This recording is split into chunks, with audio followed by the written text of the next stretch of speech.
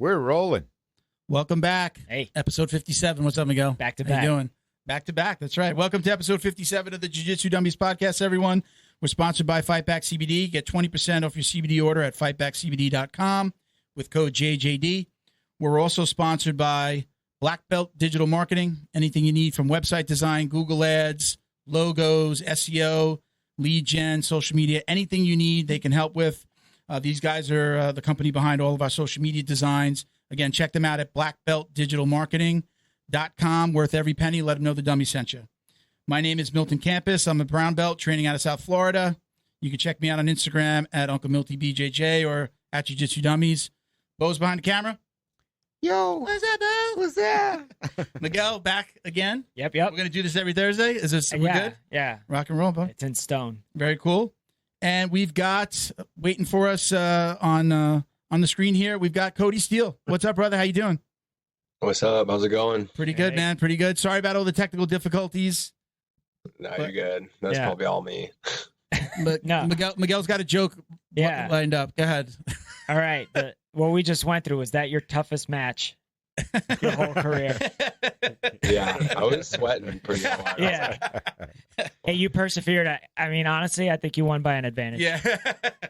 We're here. We got here. So how's it going, man? How's everything going? Everything's going good. Just been chilling and training. You're out in Austin, Texas, right? Yes, sir. Out here in Austin, Texas. That you live there, train there. Where did you live before? I think, are you from Washington State originally? Yes, I used to live in Washington State. I lived in Port Angeles and like Squim area. Oh, It's, yeah. Well, been there a bunch. Never heard Yeah, of it's- I don't like people know. I normally like describe it as Swim. like if people have seen Forks, like Okay. or not Forks, Twilight. Yeah, I it's know like what in Forks. Everyone knows where Forks is, so I'm like, I was really close to there. Oh, Okay. There you go. What brought you? Did jiu-jitsu bring you to Austin? No, we just kind of like me and my family, we moved all over the place in Washington. It was like every year, every like 2 years, we would just move somewhere, and it was just crazy. So then the weather, we lived in a really small town, and then we just decided like, yeah, we need to get out of here. So we ended up just picking Austin, Texas. It was really sunny and nice weather here. So then we ended up coming here. Friggin', who would have thunk it'd be like the new mecca of jiu-jitsu, right? Yeah. I know, it's crazy, right? I mean, if you do but like when a I moved Google- here, though, it wasn't like there was like barely any jujitsu. Yeah. If you just Google Austin and jiu-jitsu, it's just like dot, like all over. It blew all up. over- Yeah, it's crazy. Yep. And I mean, that's even before Rogan went out there, right? So Rogan doesn't get credit for this, right? Mm-hmm. It was already like that. Like everyone like ended up coming out here. Like I think like now, yeah, Joe Rogan's out here, Yeah. Elon Musk is out here, and just like it's crazy. So now there's just a ton of jujitsu. Yeah. Yeah. Now So tell us about the beginning. You started as a wrestler, correct? Mm-hmm. Was that Yeah. back in Washington State? Were you a kid doing wrestling? Yeah, so I started wrestling in like the 7th grade. Like I didn't even want to wrestle. I just did it because like all my friends were like, "Hey, we're gonna go to the wrestling meeting." I was like, Nice. "What the fuck?" I was like, weird. And then I was like, I go with you guys. And then I just ended up really liking it. So like I started when I was in 7th grade. So however old that was, like 13 or something. And Yeah. then 12. I did like two years of middle school wrestling, and then I did 2 years of like high school wrestling, and then I moved to Texas and didn't have any wrestling here. So I only did like pretty much like 4 years of wrestling, not a lot. Did you jump right into jiu-jitsu from that? Was it like there's no wrestling, but there's some jiu-jitsu around? I got some. Yeah, I just remember I was like confused. I was just like, I was in the wrestling room and I was like, I don't even know what I want to do with my life. Like, Yeah. but I do want to do this. I want to do something like this, like where I'm just like wrestling dudes or something. I don't know, but like I ended up finding when we moved here, I went to my high school and we had no wrestling. So then I was like, damn, okay. So after football season, I just looked up because I was thinking like I wanted to do MMA. So I was like, all right, let me see what this is about. So I just looked up a bunch of MMA schools, ended up finding like jiu-jitsu, and then I was like, if I want to do MMA, I should maybe like, since I already have a little bit of wrestling, let me do some jiu-jitsu. And then I just kind of like got sucked into the jiu-jitsu world. Nice. What age is that? I was like 16. 18. I was just about to turn 18. Okay. I wasn't sure if you were one of those one of those kids like in our gym where it's like 16. at 16 he gets his blue belt, at 17 he's got his purple, at 18 it's like real super quick because they've been doing it since they were so little. So you didn't. So you wrestled 4 years, and then high school for 2 years you didn't do anything, and then you found jiu-jitsu, or you did it your sophomore year? Yeah, so my 7th and 8th grade year I wrestled, and then going into my freshman year of high school I got into some trouble, so I didn't have to I couldn't go to school. Yeah. So I had to go to a different high school, and then once I did that, I found I started wrestling again before a different year. So sophomore year I picked wrestling back up. Nice. And then junior year I wrestled again, and then we moved. My mom, I came home, my mom's like, "Oh, we're gonna move to Texas. You either stay here, finish your year out, or we can just go to Texas." And then, like I said, I was in a really small town, so I was like, man, I don't know what I want to do with myself. But I know Austin's like a city, so I know there's a lot of opportunity out there. And then I just typed it, like I said, once I got here, I realized they didn't have any wrestling at my school. So then I was like, all right, next best thing is probably MMA or jiu-jitsu. Nice. So MMA. Mm-hmm. You're doing backflips in cages now, right? Is that what backflip did I say? The backflip. I saw the no-gi backflip. Was there an MMA backflip too? Look at him, he's smiling, he's so proud. Not yet, but you haven't done an MMA backflip. So, that was on the, we were talking about it before. That was the no-gi. I was talking about that knockout where the guy was walking away from you with your power hand, facing forward. That must have been how did you see that as an opportunity? Because you're already pretty elite, so your hand-eye coordination, just your reflexes, a lot of things. You've stuffed shots from the Rotullo brothers. You've stuffed shots from a ton of people. You know what I'm saying? Mm-hmm. This guy, I bet did it look slow-mo? His face was just wide open? Yeah, I think I remember in the fight, I just wanted to come after him, honestly. I was coming after him, and then I kind of had a game plan in my head. I kind of did half of it, but I remember I was just putting such a big pace on him that he was just tired. And then in my head, it was he was either going to try to crack me once, just try to knock me out, or he was just going to try to survive the whole fight and be like, oh, okay, I didn't get tapped out or I didn't get finished by Cody, So I felt those were the two things going in. And then I think around second round, he was starting to get real tired. And then the third round, I just felt like he was running a lot. Yeah. So I threw a couple right hands, left hands when he was trying to run away, and I was like, okay, I'm gonna catch him with one of these. And in the third round, I kind of gonna run off. So was this in your mind? Was this always the plan while you were training jiu-jitsu? Did you always know you wanted to kind of pivot into MMA as well, or were you always training? Yeah, I've always I always wanted to do MMA. In high school and stuff, I'd kind of always get in fights here and there. And I don't know. I just fought because it was kind of fun, And then wrestling was just real close to it. So I was like, man. And then I started jiu-jitsu, and then I think I wanted to do MMA this whole time, purple belt. I was like, okay, I want to do MMA. But once jiu-jitsu just started getting more popular, more shows started to come out, and then so everything like that. So I was just like, man, maybe I should just keep hard to walk away way. from, right? It's hard to. Yeah. It's booming now. It's this all of a sudden. It's this new thing. It's everybady's starting to know what jiu-jitsu is. Yeah, these events are starting to pay money. You can make a living at just jiu-jitsu. Yeah, right. Yeah, all my friends back at home, they're all starting to do jiu-jitsu now that I haven't even seen in years, and they're like, yeah, we're starting to do jiu-jitsu now. I'm like, fucking yeah, badass. Yeah. So, do you train MMA at the same gym that you train? You're at Brazilian Fight Factory, correct?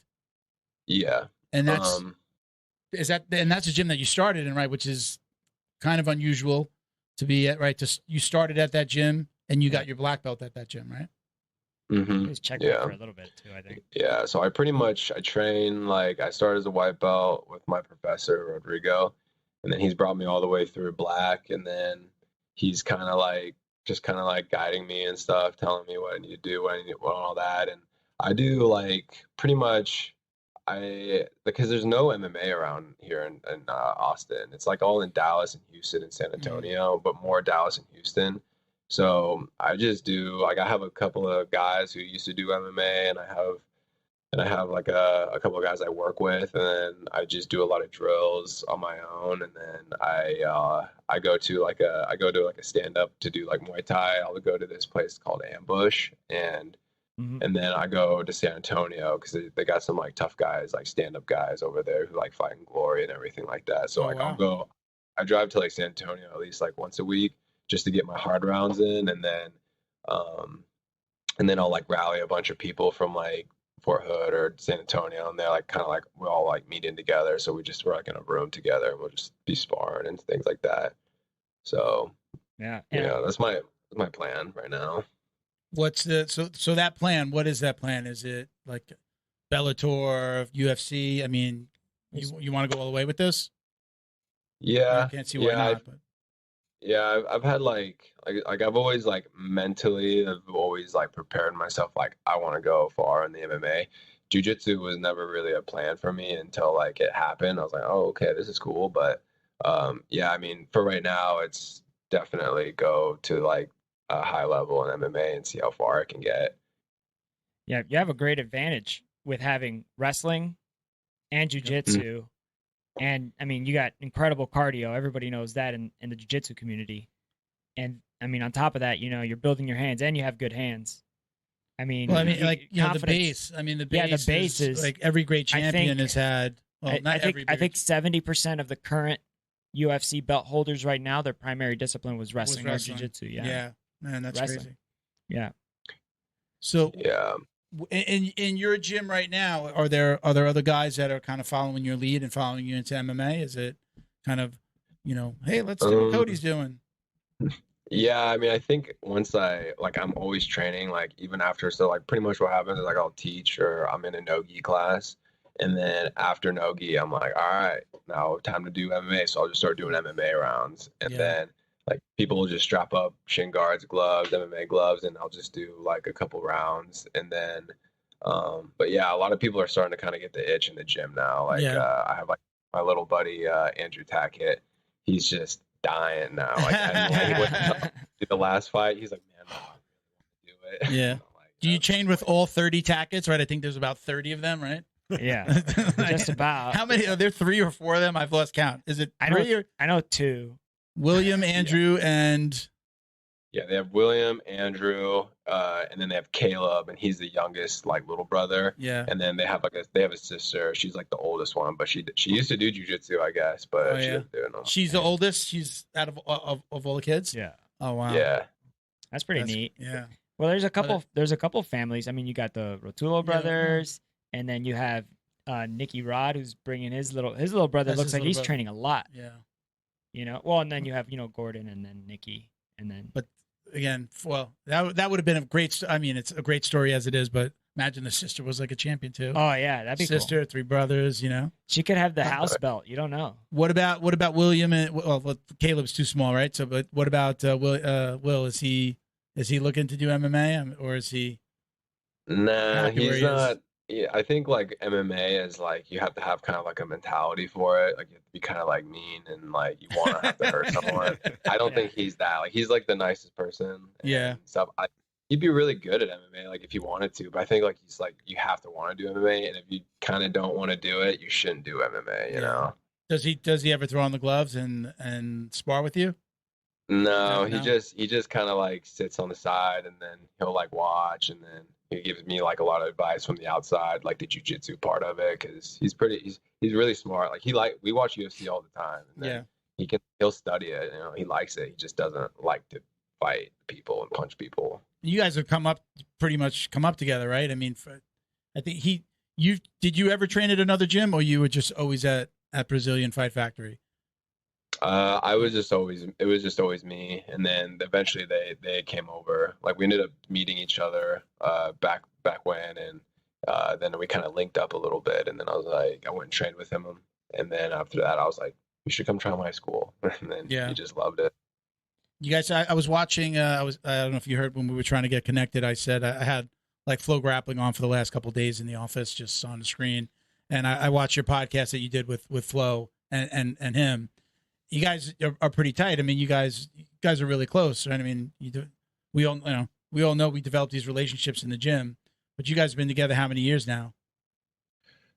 Man, I don't know. It's been a while. Yeah. Like, yeah. I mean, that guy's like, he's like my brother, you know. So Yeah.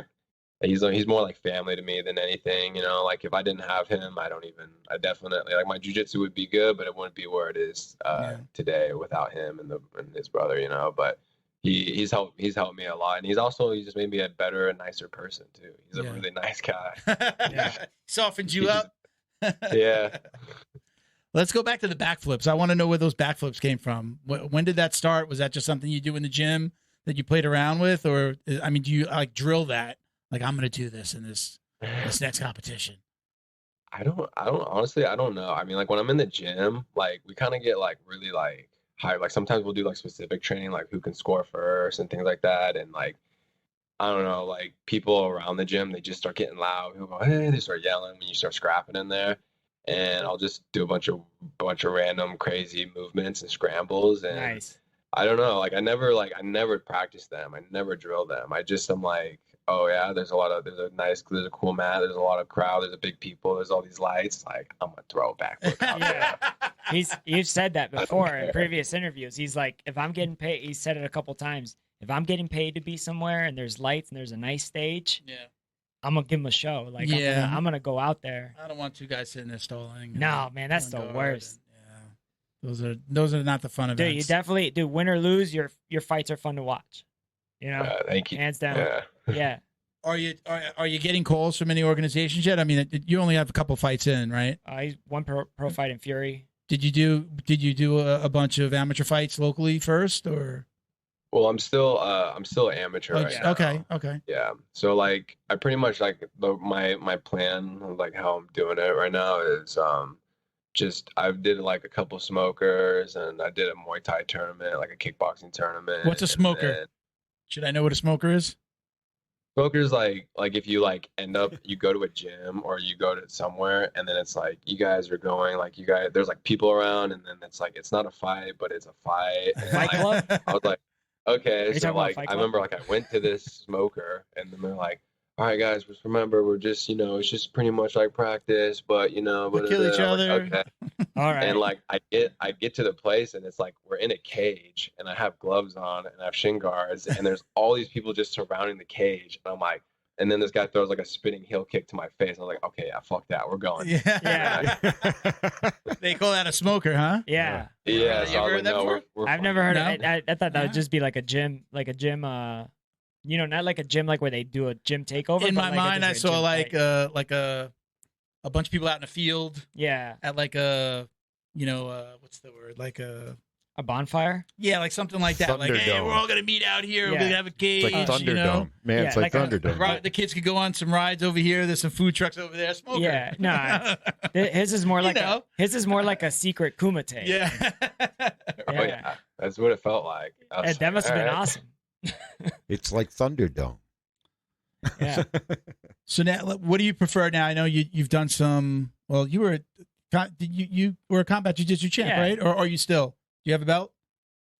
Yeah. And which organization is it? Is it Eddie's? Yeah, it's Eddie Bravo's like EBI Combat Jiu-Jitsu. Yep. Okay. I have a question about combat jiu-jitsu. Fire away. All right. So you've felt MMA fighting hands hit you, and you felt combat jiu-jitsu, like jiu-jitsu veterans hit you, or like dudes that have been doing jiu-jitsu a very long time. What hurts worse, a body shot from a trained striker or an open hand slap to the gut from a jiu-jitsu black belt?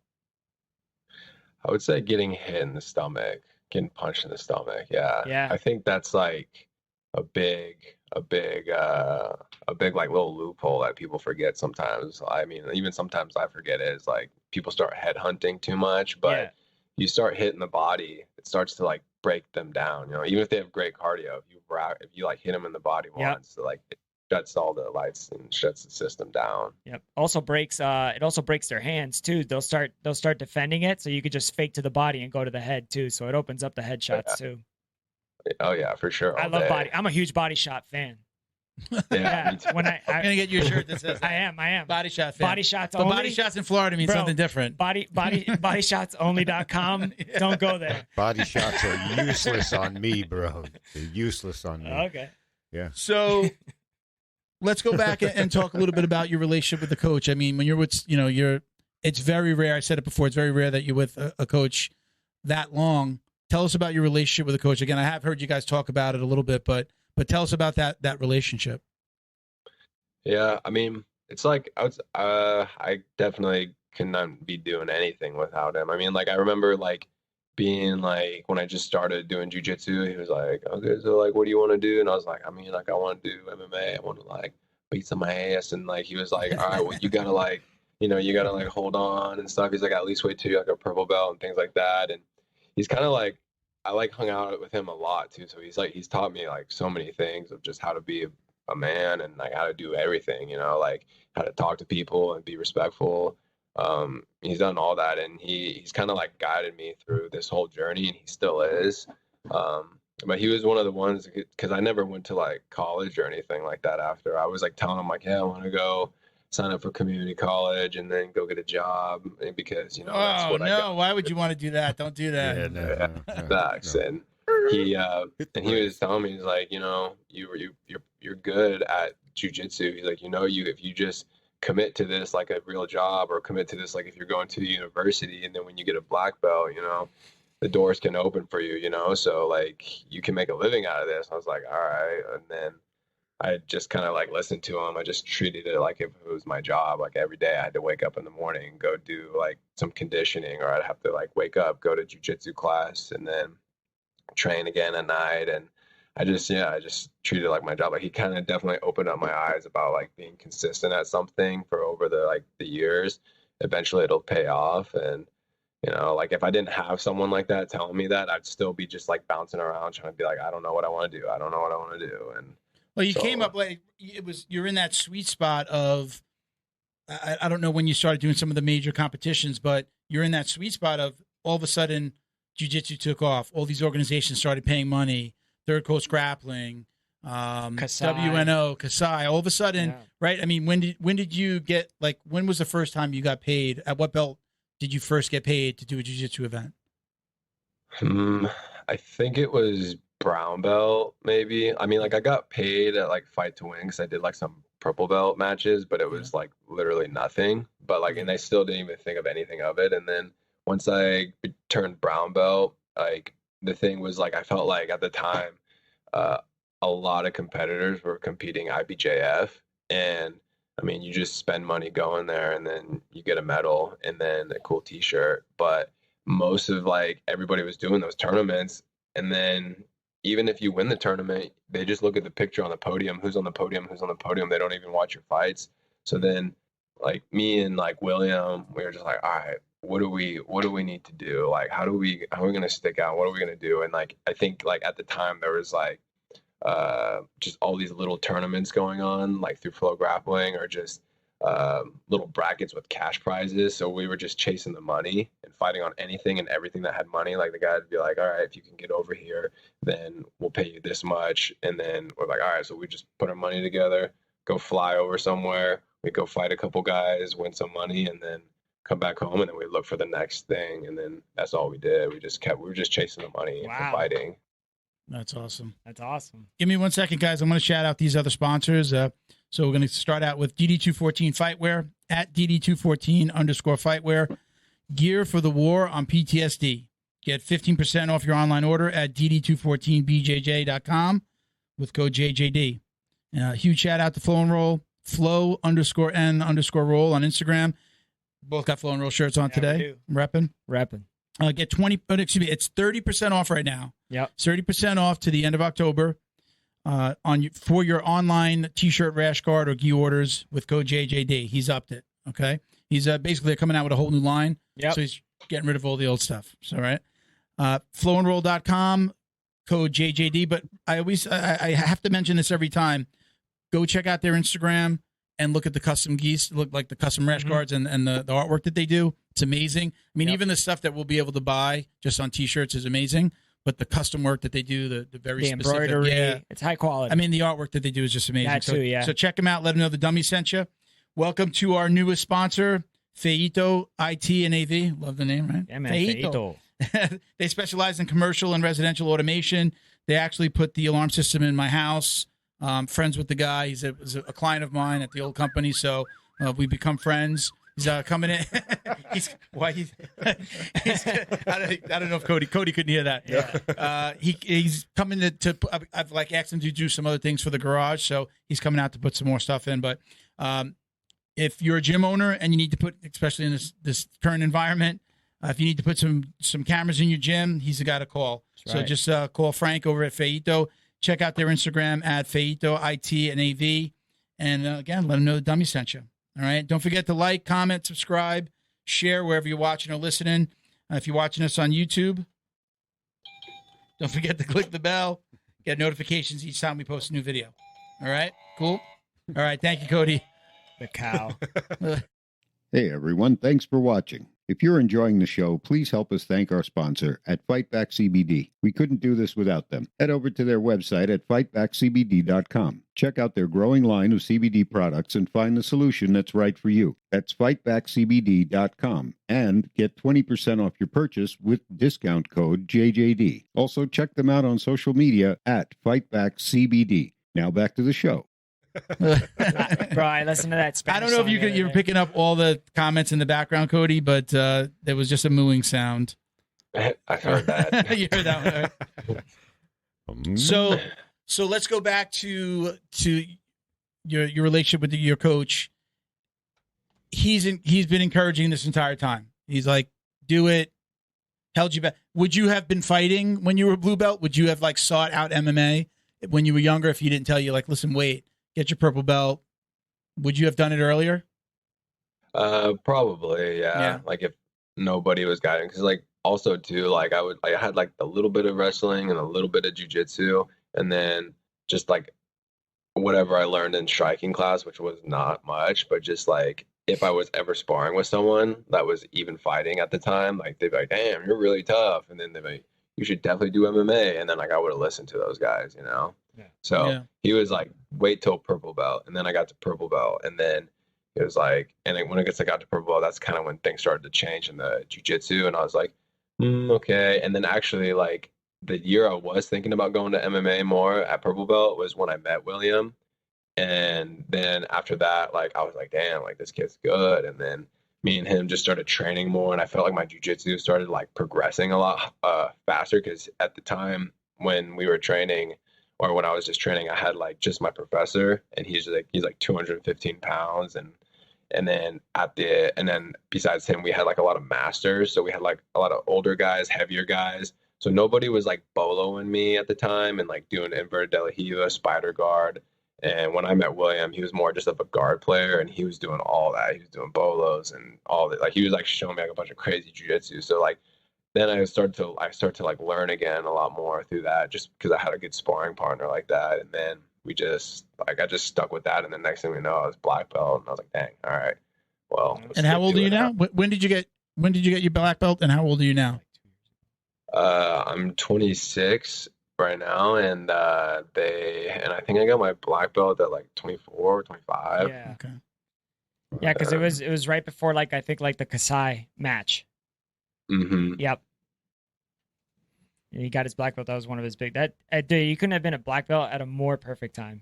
Yeah, I mean, it's like this is like a new wave. You're like a new wave pioneer. You know, like only if you're in jiu-jitsu, you know about Helio, Hickson. Yeah. You know about even their kids like Henner and all of them. You know what I'm saying? But like now, this is like where it's not like a lot of casual jiu-jitsu fans.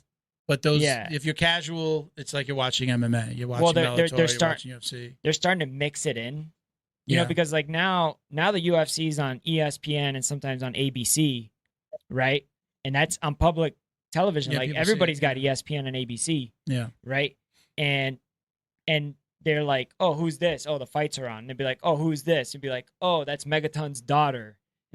And she's really good at jiu-jitsu because her father's really good. Everybody knows we're talking about Mackenzie Dern, right? Yeah. But like, then they go from that and they go like, well, Megaton does jiu-jitsu and she's this good. Who the hell was that guy? And then they like, it sends them that way. You know what I'm saying? Yeah. And they'll notice a pattern if they start liking the sport. Like even that's how people found out about jiu-jitsu in the first place, was the UFC, you know? How will you keep on? How many more fights will you do at amateur before you go pro, or is that not even worried about it yet?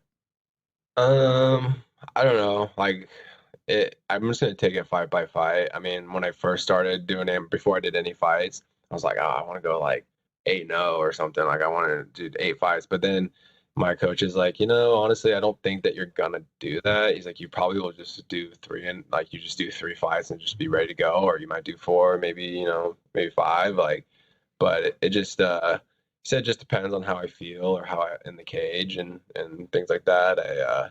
So I'm not sure. I mean, this next fight, I felt like my last fight, I just felt like I was just going to beat the guy. So like, I just had a lot of confidence in there. And then once I kind of felt him, I was like, okay, I know I'm going to like beat this guy.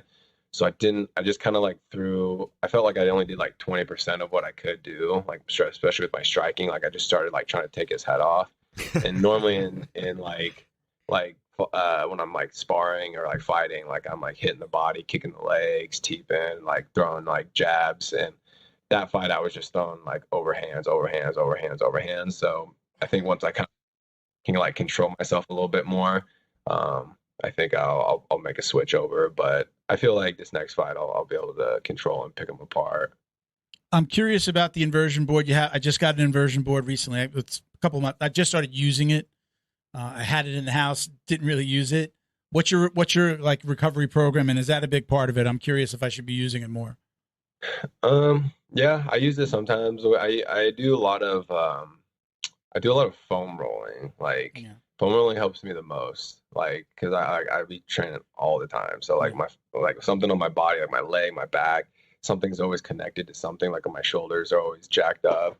So like I'm always like rolling my lats out, lacrosse balling my lats, my back, like I do like a lot of so right and just rolling my legs out. Like that's honestly the best. And then if you can never do like ice baths, like ice baths help a lot too. I heard about that. Like,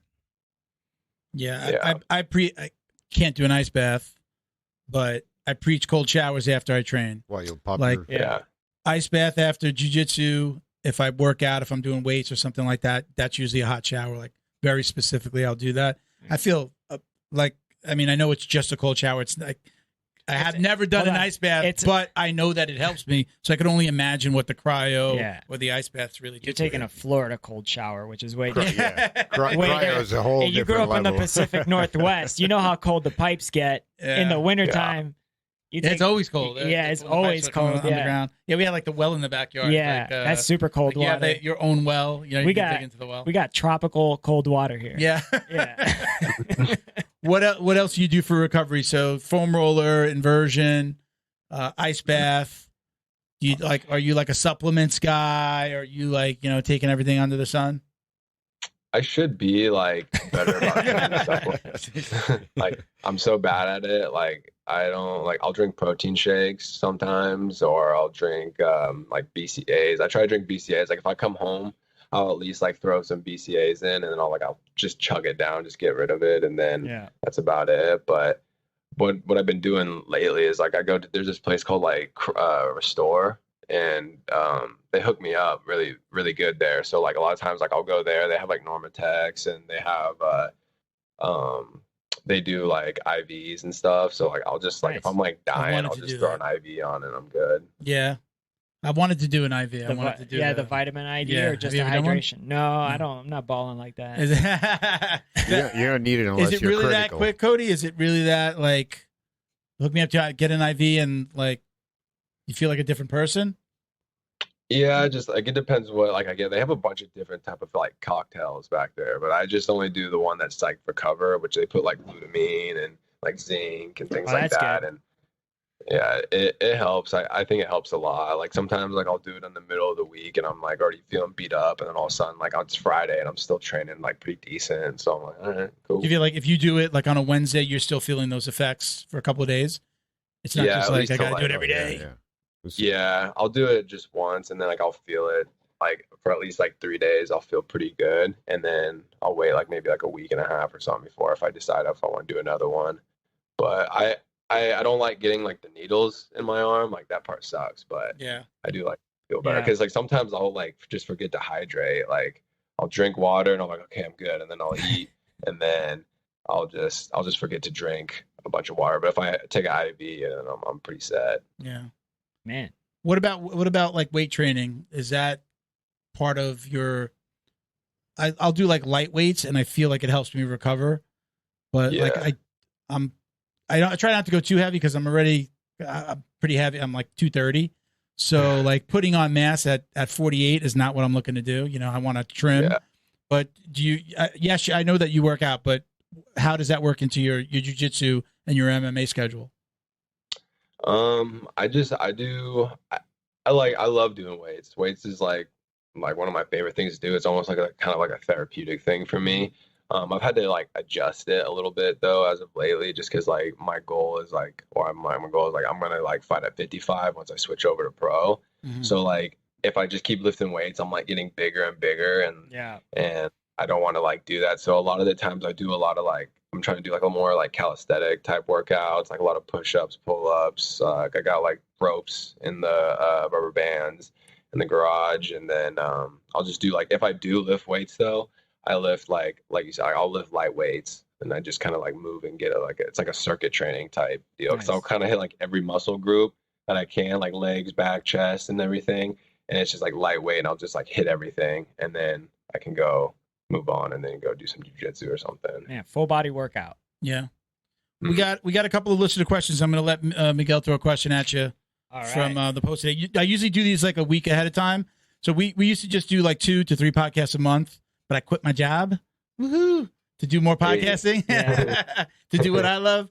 And so now we're doing it once a week. So it's a little, I got to get my schedule down better. But normally when I schedule somebody, it was like 3 weeks out. Couple of weeks of like posting for questions. So we only got the post today, but we did get a bunch. Yeah. So take it away, Miguel. Yeah, I'm gonna take the lowest hanging fruit. Go ahead, which is my favorite. What's your favorite submission? We got to tell him who asked. Oh, that's come on, man. That's everything that's dotted. Eat it from behind. Yeah. 55. Floris Glangino. Okay, good. All right, go ahead, Cody. What's your favorite? What was it? Favorite move? Favorite submission? Favorite submission. I would say like guillotine or taking the back and choking. Yeah, I'd say taking the back and choking is my favorite. Yeah. Are you when you're in the gym, because we've seen you fight in the gym, pull guard, takedowns? Which guy are you? It depends. Most of the time I like to wrestle and like take people down, but if I don't got any like tournaments or anything coming up, then I'll pull guard most of the time, and I'll play like bottom game and try to like work on everything that's not that good. Yeah. Some no-gi matrix stuff. Yeah, right. So you're in the gym. I mean, you do fight with it's like kind of crazy how you get like so many elite guys in one place, right? So I don't know. I mean, I know you. I know the Tackett brothers. I'm not sure if you had any other big names in the gym that I should know about. But what's it like training with those guys? And is there ever? I'm always curious. Like, is there ever a fear? Because you guys were at the same weight for a while, right? Or pretty close to it.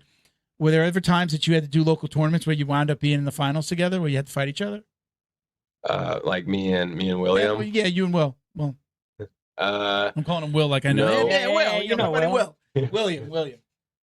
No, there was one time like we did this tournament, and it was a gi tournament, and it was like a ticket to go to Guam for like Mariana. It was like Mariana's Open. Okay. And like William was a blue belt at the time, and I was like, I just got my brown belt, and he was still a blue belt because he couldn't be a purple belt yet because he was still like too young. And we did this tournament, and like you got to win the ticket, you have to win like gold in your division, and then you have to win the absolute as well. So like I ended up winning my division and then going to the absolute, and then William fought some guy. He lost to this dude. I don't remember how. I think it was like by points or something. And then that guy ended up not even doing the absolute. So William jumped into the absolute, and then we ended up being on different sides, and then we met in the finals. But they say like in IBJF, like if you're caught having a picture or whatever wearing like a brown belt and you're a blue belt or whatever, or a purple belt, like you can't like compete till you're actually a brown belt then, you know? So then there was like, he couldn't really go to the tournament if he wanted to. So then I just ended up having to like beat him for it. But I put him in a straight foot lock. So, you know. Wait, so I kind of got lost on that. So he wasn't allowed to do the Guam fight. So even if he did win, he couldn't go. Yeah. Because of his belt rank? Yeah. Oh, wow. He had to be a brown belt. They just let him jump into the bracket because they're like, he was like, well, can I just go into the bracket? They're like, okay, sure, or whatever. He like put a brown belt on and then like fought. But like then when we took the picture, he couldn't like, it's even if he like won the whole thing, they'd be like, all right, you can go to the tournament. But then if he went to the tournament, they would have taken a picture and he would have had a brown belt on and then he would have got screwed and then he wouldn't have been able to compete in IBJF or anything like that till brown belt. Wow. Yeah. You got to think about your career. Oh, shit. Yeah. I never thought about that. Yeah. Got another question. We got another question for you. Another one. We got a few. Another one. Let's see. I feel like I know the answer to this one. What helped you progress faster in jiu-jitsu than others? And that one was by Anthony Wanton. There you go. Nice. I mean, I think it go a bunch of different ways with that. I mean, I would say like if you're like a white belt and you like want to be like, and you want to like grow and get good. I mean, obviously you got to train a pretty good amount. Like training once a week's not going to do it, or twice a week's not going to do it. I'd say at least, 4 to 5 times a week if you want to see like quick progression.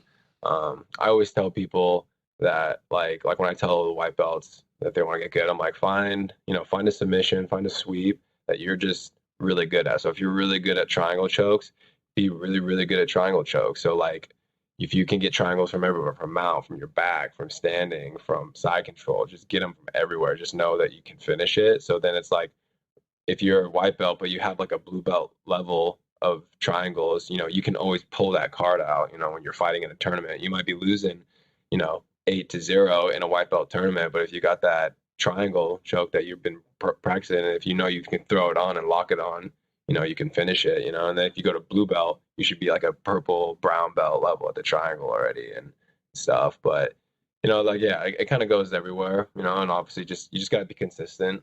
And that's like the biggest thing, I think, is just being consistent with everything. If you're going to train, you got to train every day and all the time.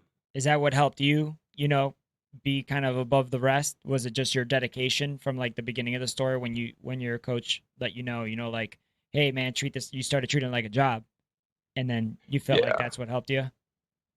Yeah, I think that's just the key, like I think that's like a huge major key for like if you want to be good at anything, is you just have to be consistent. And it's the same thing. Like I eat around pretty much the same food. I wake up around the same time. I train, and it's every day, it's never like a day off or something unless I'm sick. Like I'm always consistently every day doing the same. And you're teaching too. Yeah, I was gonna say, do you teach in that school? You teach in your school? Yeah. You've got like a set schedule for classes, like those are my classes. You teach kids, adults, everything? Yeah, I used to teach the kids, and then I finally got released from the kids class. Thank God. I like kids. It's hard to like train, lift weights, train hard, and then come back to the gym and then rally up the little kids. And I'm like, oof.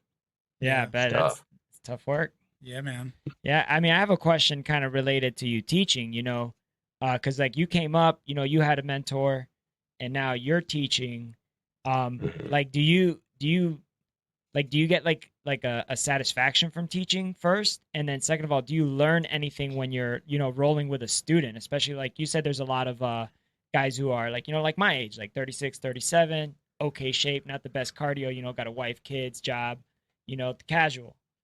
Like, do you find yourself learning from them? And then also, do you find, what was the first thing I said? I forgot. I don't know. Yeah. That's a long ass question. Sorry, man. Just kidding.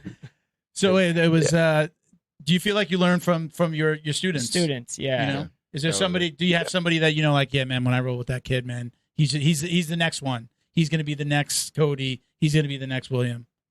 Mm-hmm. Yeah, I definitely. I like to teach just because it makes me better as like just like a person who can understand position better. So like, I'm always down to like teach. And then also, yeah, I learned from all of my students. Like it's crazy. Like I have like a little 14, or he's 14 now. He was just 13, but his name's Jackson, and he's so good. Like he's like a little boy, but a black belt. It's insane. Like he can invert, he does bolos, he does all of that, and then on top of that, we do striking and stuff together, and he actually like teaches me striking too. Like he shows me, because he watches like he's a homeschooled kid. He just watches fighting, watches jiu-jitsu, like studies tape. It's crazy. So like he knows, and he's very like his skills are like very high. It's pretty crazy. That's awesome.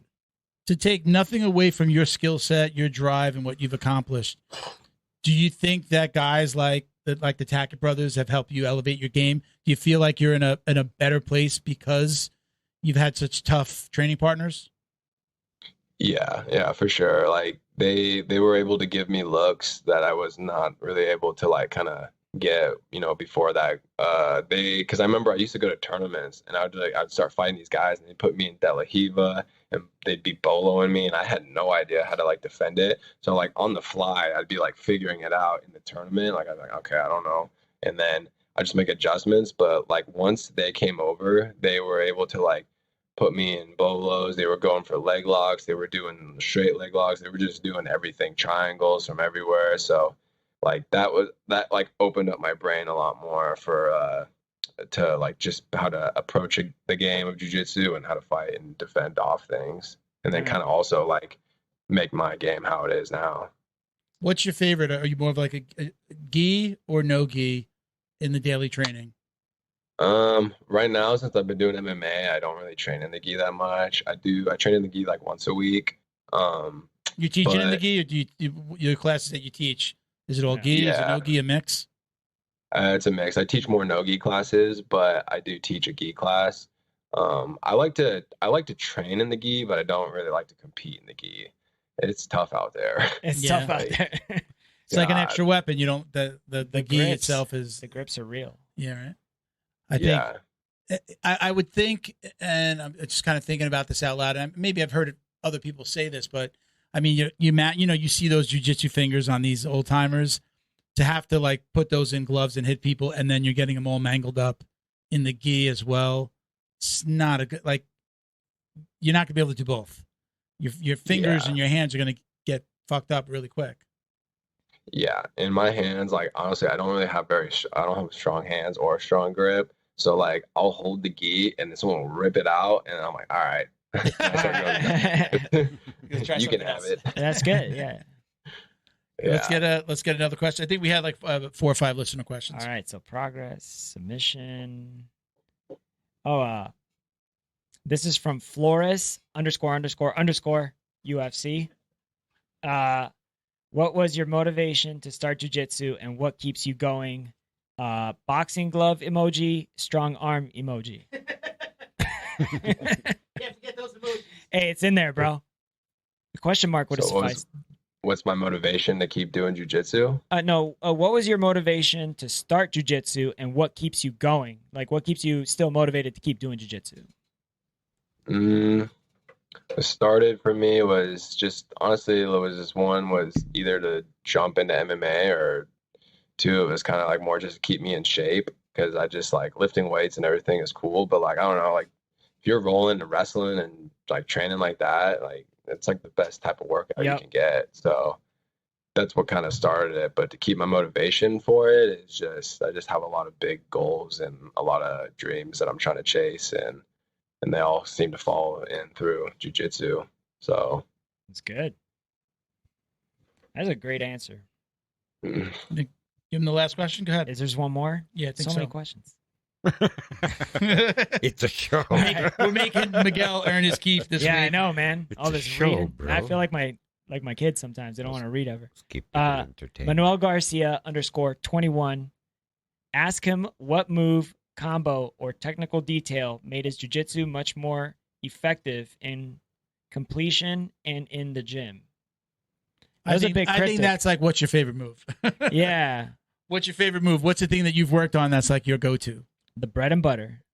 Yeah, what are you core about that?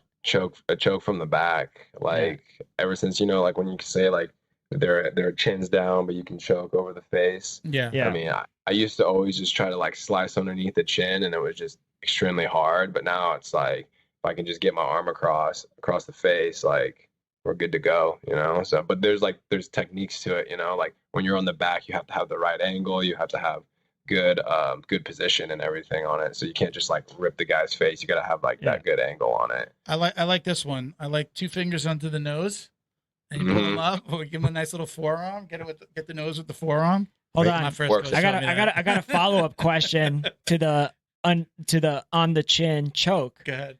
Do you get mad if the guy said I tapped because it was a crank? No, All right. I just let him have it, Yeah. It is what I it think is. the only time somebody's gonna say that is like in the gym, like Yeah. right, you go like, oh, that was great. You that didn't was a choke me. crank. You didn't really That was a choke crank. me. Yeah, I do like the nose stuff. My first. I used to do that at my the first DMV to the teller at the DMV. That was the only way I could get service. Under the nose. You're an idiot. Bo admits assault. Rewind. I had one more question. I think we probably talked about this a little bit. Just average training schedule. Forget about just the teaching. What's your schedule when you like you have an event coming up? Jiu-jitsu tournament or an MMA competition. I'd say like right now, it's just it's like waking up in the morning. It's like doing drills, either like some boxing drills or say like my Tuesday. My Tuesday is pretty full, and that's how like most of my days are. Is like I wake up, I'll go do no-gi at 7 a.m. And then after that, I will do I do some sparring with some guys, some like kickboxing or some boxing MMA type sparring, and then around like 11:30, I got like more like competition no-gi training. And then after that, I'll kind of like chill, recover a bit. And then 6:15, I got more like type competition type no-gi training. And then after no-gi training, it's like MMA rounds. And then after MMA rounds, it's sprints or something like that. Yeah. I got tired listening to I'm that. exhausted too. I go for my hour and our 30 minutes of live sparring, and I'm like, 30 minutes of live Yeah. sparring. Yeah. I'm like, I'm out. They're like, hey guys, you want to stick around and lift some weights? I'm like, I gotta go. I got one leg out My of wife's bed. waiting for me. That's the difference between the professional That's the athlete. difference. Yeah, between me and the elite. I got to carve pumpkins after practice tomorrow. Oh yeah, Yeah, I mean that's sounds tough. that's my schedule. That is- Carve pumpkins. Rough, Dude, I'm- rough life. I need a defibrillator just getting one leg out of the bed. Yeah. Out of I get tired coming down the stairs in the house. Down. Not even up. I get tired when I'm going falling. down. You get tired falling down. That last the question stairs. was from Jamie Guardet, by the way. Jamie Guardet 9 on Instagram. So I want to give him a shout out. Thank you for the question. 9. We have like one really big special question. I'm not even gonna do like The the whole super drum roll. question. Yeah. Our listeners know the question, but this is always a big one because You got to preface it with that one day a week. Yeah, Right. we just had a lot of arguments about this when we started the podcast. It just became a thing. It's a very serious question. Yeah, So. it is. We probably made it more. We made it into like a bunch of idiots asking this Yeah. question. Do you or do you not wash your belt? I don't wash my Ah! belt. Oh, yeah. Sucio. Powers Yeah. in the belt. So I was a belt washer. I say was. I just got Was. my brown belt like 3 weeks ago now. I haven't washed it Yeah. yet. That's a big deal for me. I haven't washed it. Congrats. Why don't you wash your belt? I don't know. Okay, so like back then, because I used to compete in the gi all the time, so I was training the gi all the time from about white to brown belt. Once I got my black belt, I really didn't put the gi on that much anymore. So like then, I don't know. I think I would just wear my belt. I'd leave it at the gym, so because if I took it home, I'd most likely forget it. And nowadays, it's like I just don't hardly train in the gi that much, so Yeah. I just leave it at the gym. Damn. So I'm the last of the Mohicans. you're washing. I'm gonna wash it. I said I'll wash it once a month. Have you been tapped Well- in your belt yet? Have I been tapped in my belt? By not Felipe. Felipe tapped me. Yeah, my coach tapped me to top pressure. Yeah. The other day, but after it was Saturday open mat. Yeah. Last roll, and he was just putting the pressure on. Yeah. And I was just like, Coach, I can't breathe. I can't breathe. Wow. That was one. And Tom, who's been a brown belt for a couple years. Tom doesn't count. Tom, yeah. Tom is.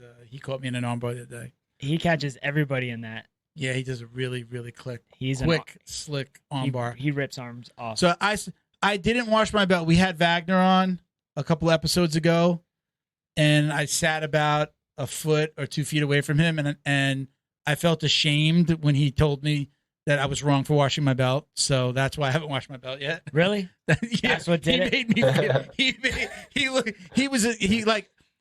not angry. It was a great interview before all the drama happened with Fight Sports. It made me feel ashamed. He looked at me like, why would you do that?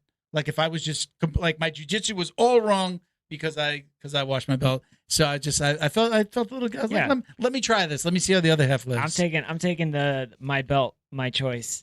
Right. My body, my choice. My belt, my choice. My belt, my choice. You're crazy. I'm gonna wash that joker. All right, Cody. Listen, man, we really appreciate you coming on. Sorry about the little technical difficulties in the beginning, but I'm glad we didn't lose the connection the whole time. So. This was spotless. All good. Amen. Let me give you a chance. Do you have any sponsors you want to shout out, or anybody you want to say hello to? This is your time.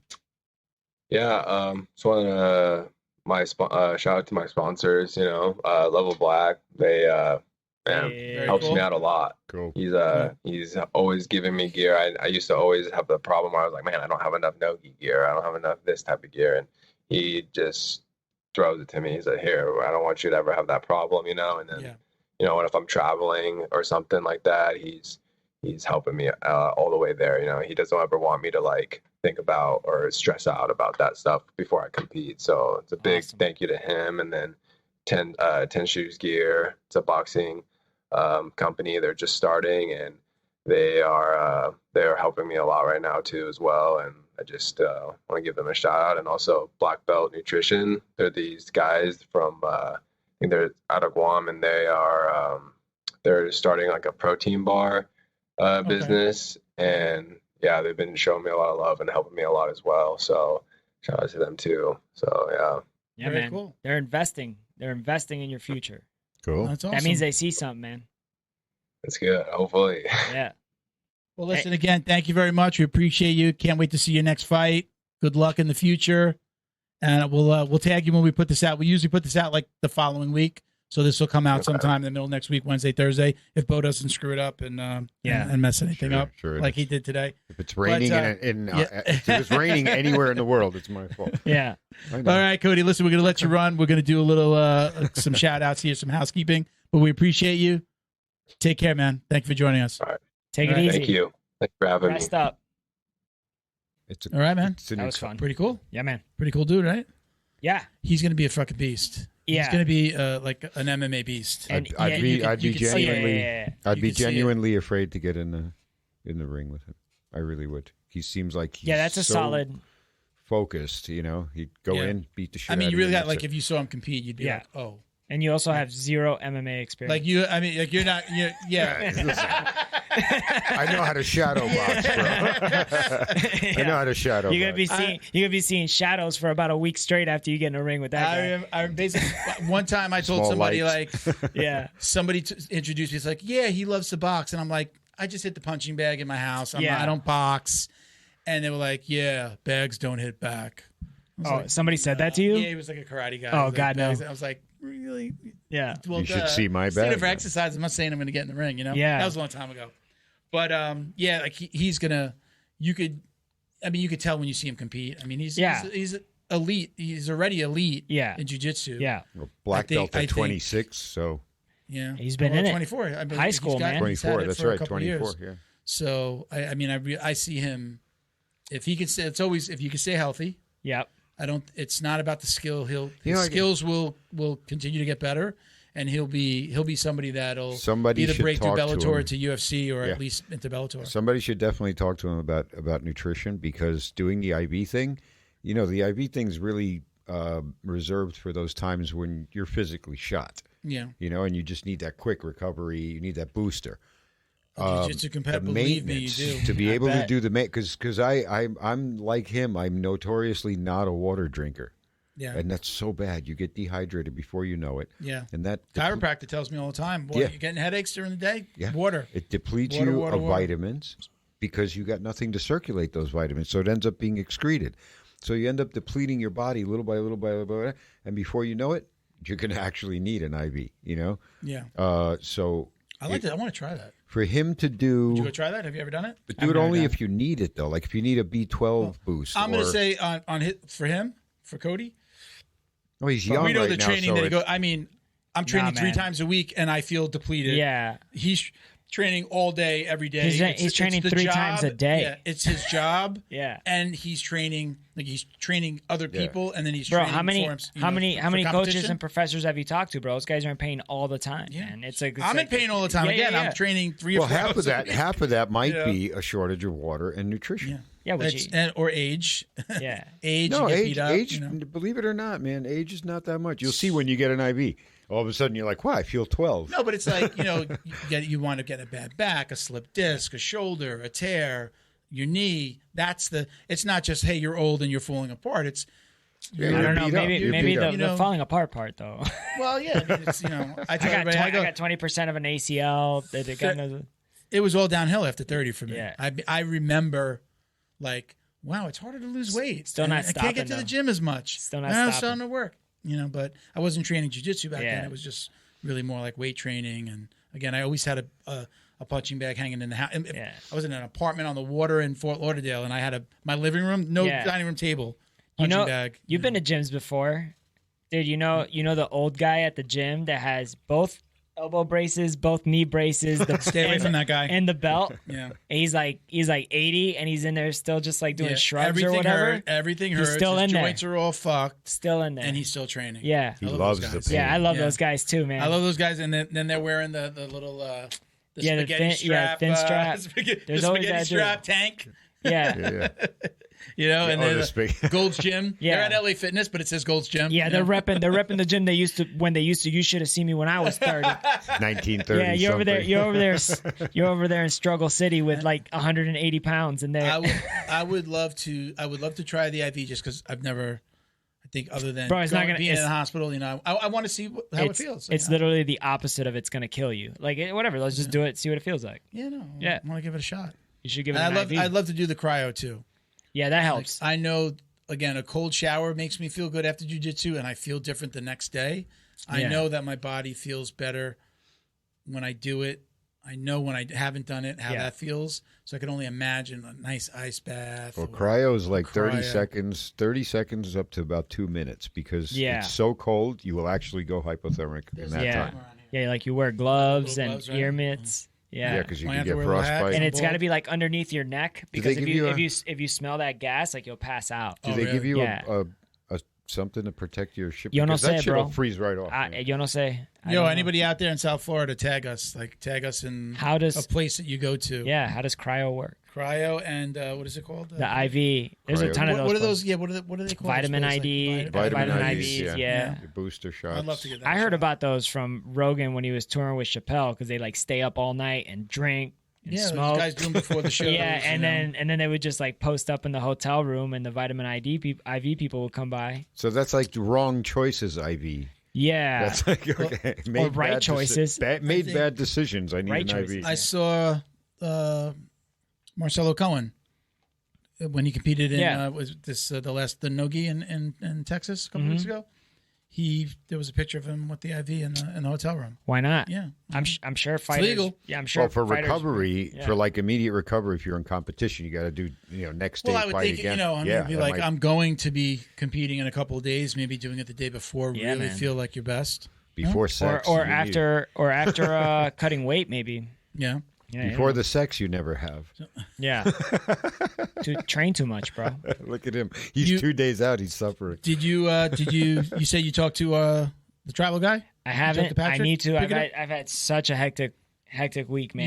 You got my message of putting you guys together. Oh yeah, right? yeah, I got it. Well, you got that? I was reminded as soon as I walked in and Super saw this cool, awesome right? thing. Yes, Yeah. I do. Well, where can we put this? We got to put this in the studio somewhere.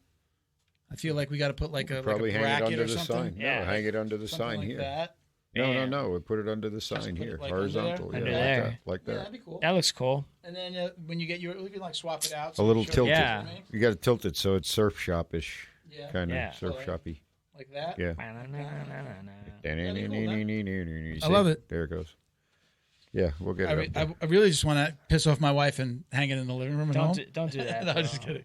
I'm going to email her that part of the episode. So yeah, that's at this tribal guy _, and you can check him out. His Etsy store. You can check out etsy.com/shop/this tribal guy.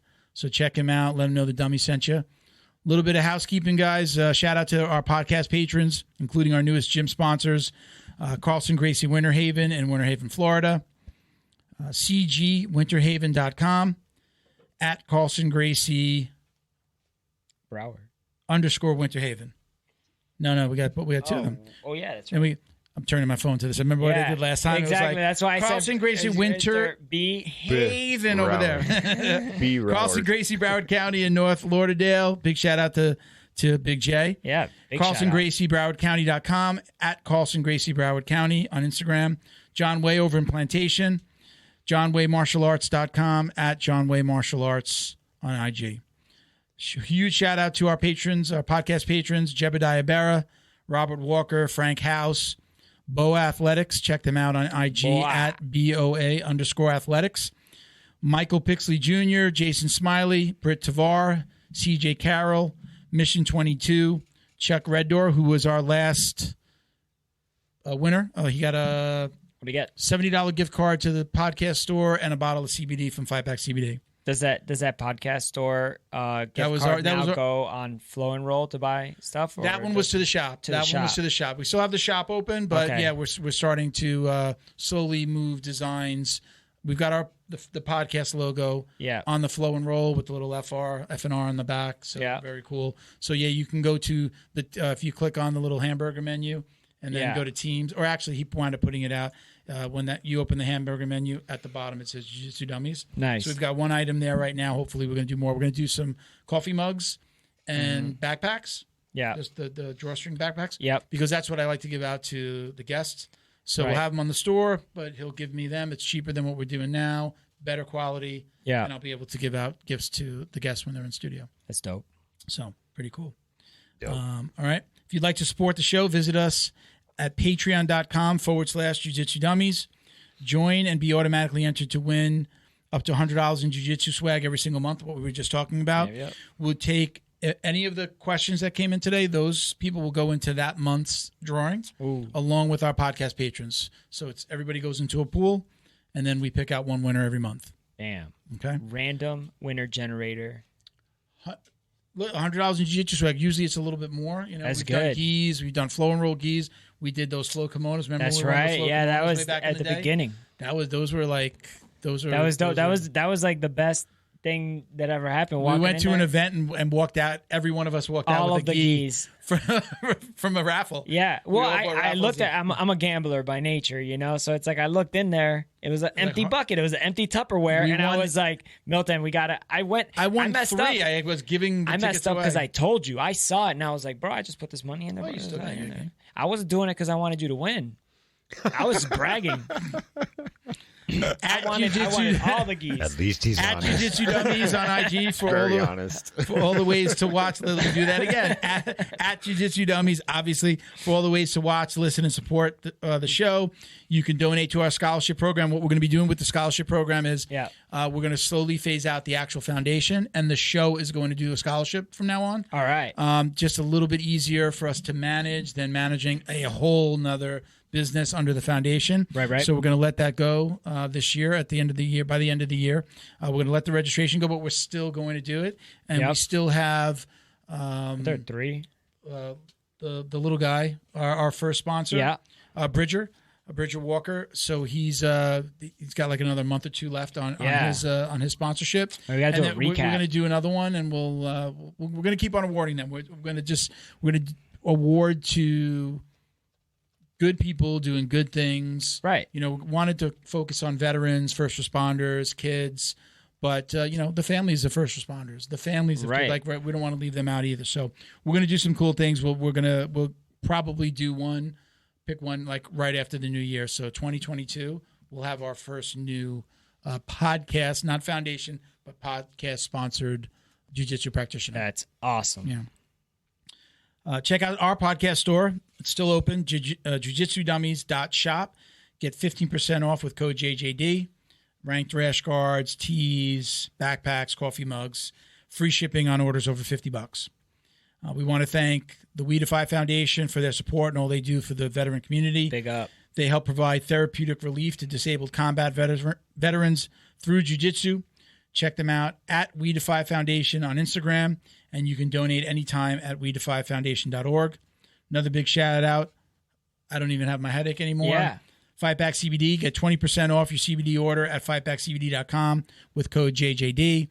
I had a horrible headache when we came in. Horrible. I put Fightback on a couple of times before we started. Actually, like the delay in the beginning was good for me because I got to put it on a couple of times, and I feel good.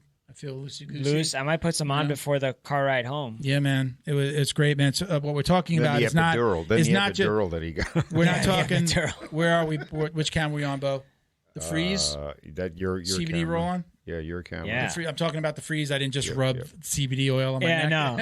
Nor did freeze I. roll on. It's freaking awesome. I actually get headaches. It's one of the reasons I really wanted to leave my job. I told you before was I used to get headaches every day. Yeah. At the end of the day, hunched over a desk. Right. So not only like changing my environment a little bit, but not having to be stuck at a desk for 8 hours. Right. It still happens. It happened today. So Damn. this was awesome. I credit it. That and probably all the ibuprofen I took. Yeah, man.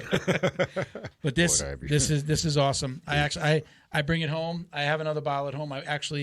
They did a sponsorship for We Defy at the gala. Right. So they did Were they in the goodie bags? No, they did the silent auction. Okay. So they had a bottle of regular CBD, the nighttime, and this. Nice. I was about to go back online to buy it, so I just did it through the We Defy when I was at the gala in Dallas, and I won. Yeah, that's what we like to call a win-win. Thank you, Fightback. Thank you, Britt. Thank you, Justin, for all you guys do. We appreciate you. I'm Uncle Milty BJJ on IG. I am MLJ RICO Rico. What's the other one?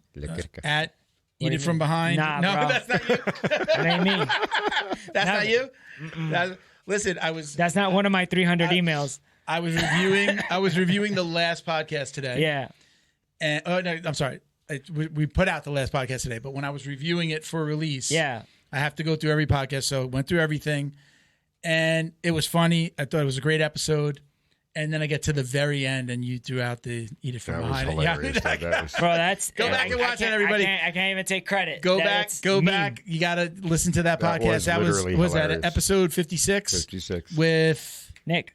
Nick Ron. Yeah. Check that out. Watch it, but That was a if you fun, have yeah. to, if you don't have time, go all the way to the end. Yeah. And hear Miguel talk about all his his email addresses. Yeah. We got hit in the silly bone with that one. So Yeah. That was funny. Well, cheers. Cheers. Nick and I, man, veteran talk. Yeah, Yeah, man. yeah. Yeah, that's I a know separate. We have a lot of veterans that listen, especially because of the relationship with We Defy. Yeah. That was some good stuff. I mean, that's a lot. That's real. Us like normies. What do you call it? What do you call it? It's like Civies. Civvies. Yeah. Normies. Women. Civvies. Normies. Just civilians. We yeah. don't Oh, we man. don't understand a lot. We don't Yeah. even know a lot of It's that okay. stuff that happens. There's even more like when you're in. There's also like if you're airborne, like so you've been to airborne school and you jump out of planes. Like anybody who's not airborne, because there's not a lot of airborne units, you call them legs. Yeah, in the army, like yeah. And then like in the Marines, like when you're not even ranked or anything like that, I believe it's like if you're in charge of a bunch of Marines that are very low ranking, they'll call them boots. They'll be like, whose boot is this? Like who's like. the person is the boot. Yeah, the whole person is just like the boot, or like if a guy has a a black beret in the army, he's not airborne, so then Endearing. they call him a leg, and then like even within that, so like even if you're within it, it just keeps going, bro. It's like a fractal. Even when you're like, let's say I was in an airborne unit, right? But I wasn't like a combat MOS at all, right? So then you're called like when you're deployed, you're called a what was it? I think it was like Pogue or something like that. Like it's people other than grunts, because a grunt is like an infantry guy, like a guy who fights, Yeah. or a person wow. who fights. And so like, and then even within that, because sometimes like even the people who fight, like they stay on base all the time. They never see any combat. So like even within themselves, they'll be like, oh, you're just a fob it. Because you stay on the fob. For every level, there's another level, right? Anytime you feel cocky, you're gonna get made fun of. Yeah, exactly. All right, everybody, listen, we're gonna wrap it up. Thank you, Bo. Thank you for coming out again. You're welcome. You won't be out next week because I'm going to do a couple of podcasts during the middle of the day. Yeah, but we'll get another one. I'm not scheduled. there yet, man. Give me like 5 years. I'm working. Well, on it. once Shib, what Shib? What did we call it? I don't know. Shib, I'm not in that, bro. I'm not. Shiba. You're not in that one? No, Shiba. you didn't buy that one. You're really not. Okay, I bought it when they put it on Coinbase because of the hype, and I knew it was gonna pump. I 4x'd my money. And I pulled out and I put it into stuff I believe in. Man, you should stay in. No, sorry. And everybody out there buy look, Shiba. I'm very, very upset that I traded out a little bit. I'm not shilling. I don't even want to talk about I this. traded I'm not it. touching it. Oh, wow, we're down. Yeah, I traded out a lot. I didn't trade a lot. I traded out more than I probably should have. But I still have a decent You position. just said you're down, so I'm looking at my phone now like, oh no, how much am I losing? I'm not shilling it. We were about to lose another zero, but that's not bad. No, anyway, most people don't even know what we're talking about. We're talking about cryptocurrencies. Yeah, and trading. Buy so. Shiba. XRP, everybody. Buy Shiba. XRP. Hey, Fuck XRP. That's we got it. What we do? We got a little disclaimer, like we are not financial advisors. We're not financial anything. Advisors. Nothing. All right, let's wrap it up before everybody just. We have no knowledge of finance. All right, everybody. Peace, love, jiu-jitsu. Thank you for listening. Bye, everybody. That was cute. Peace, love, jiu-jitsu.